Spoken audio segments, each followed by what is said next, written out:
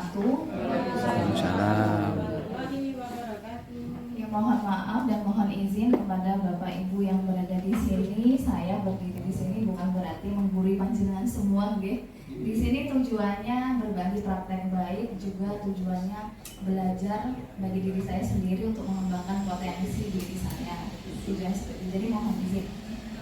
Oke, di tugas ini saya berbagi praktek baik tentang tugas 14A9, yaitu aksi nyata modul 1.4, yaitu budaya positif.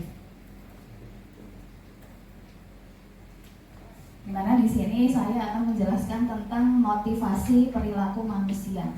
Jadi motivasi perilaku manusia yang dimaksud di sini, manusia itu melakukan suatu tindakan atau perilaku itu pasti akan adanya dorongan atau motivasi dari dalam individu atau bersifatnya intrinsik juga bersifat ekstrinsik, mungkin dorongan dari luar diri individu.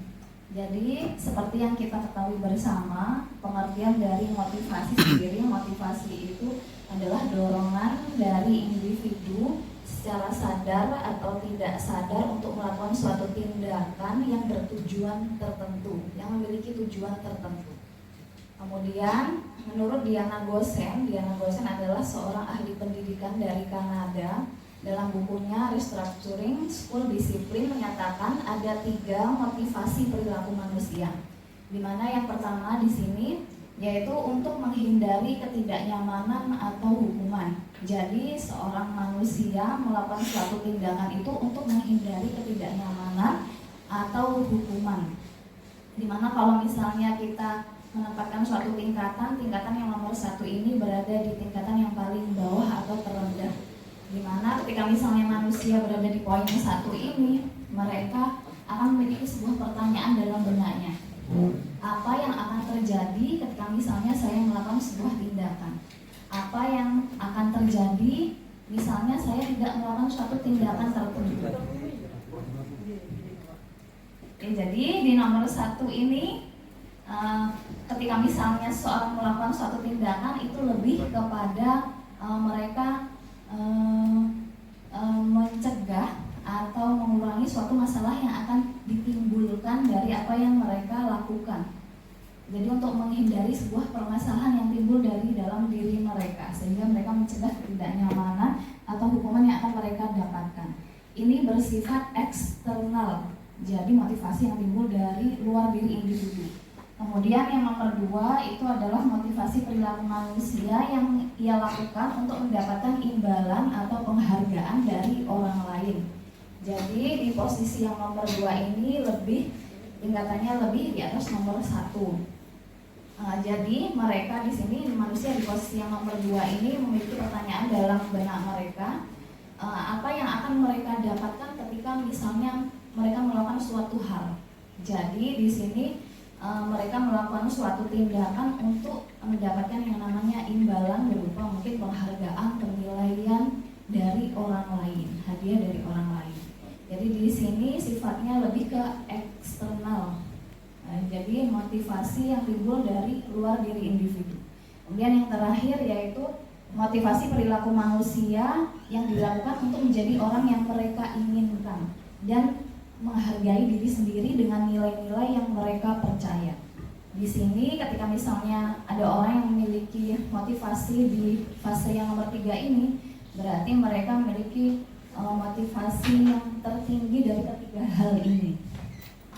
Misalnya seorang memiliki pertanyaan dalam benak mereka, apa yang akan saya dapatkan dari kalau misalnya di posisi 3, berarti mereka memiliki pertanyaan dalam benak mereka, apa yang menjadi nilai positif yang akan saya dapatkan untuk diri saya sendiri.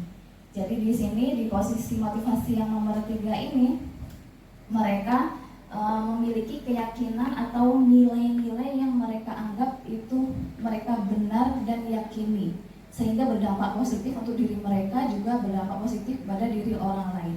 Jadi dari ketiga motivasi ini yang paling berpengaruh itu pasti jelas yang nomor 3 ya Bapak Ibu, karena akan berdampak memiliki budaya positif yang akan bisa diterapkan dalam lingkungan diri sendiri maupun juga orang lain. Oke, mungkin itu yang bisa saya sampaikan tentang motivasi perilaku manusia. Demikian, mohon maaf. Wassalamualaikum warahmatullahi wabarakatuh.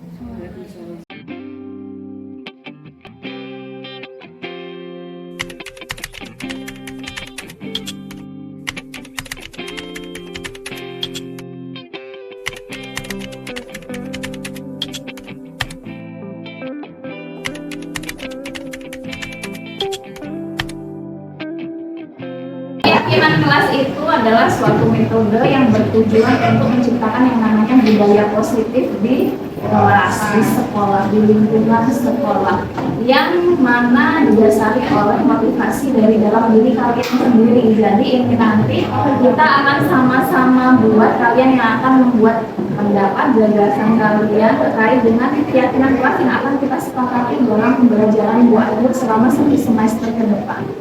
Jadi kita buat keyakinan kelas.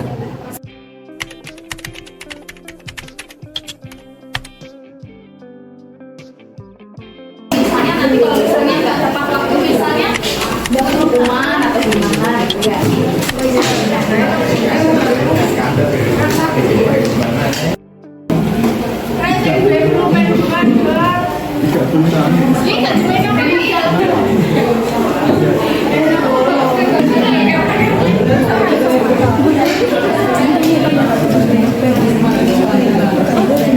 Boleh dikumpulkan di depan.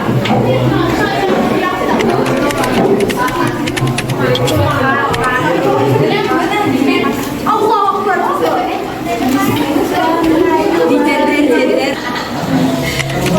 Menjaga kebersihan kelas harus sudah. Berperilaku sopan dan santun. Kira-kira ini perlu? Oh iya. Berarti berperilaku sopan dan santun. Saya lebih happy.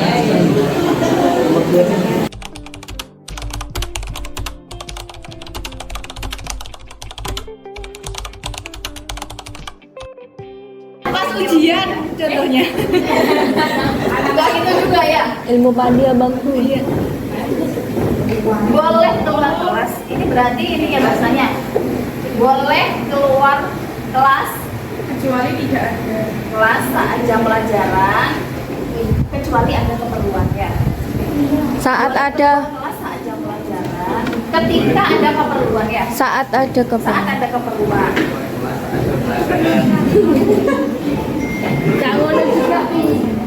Datang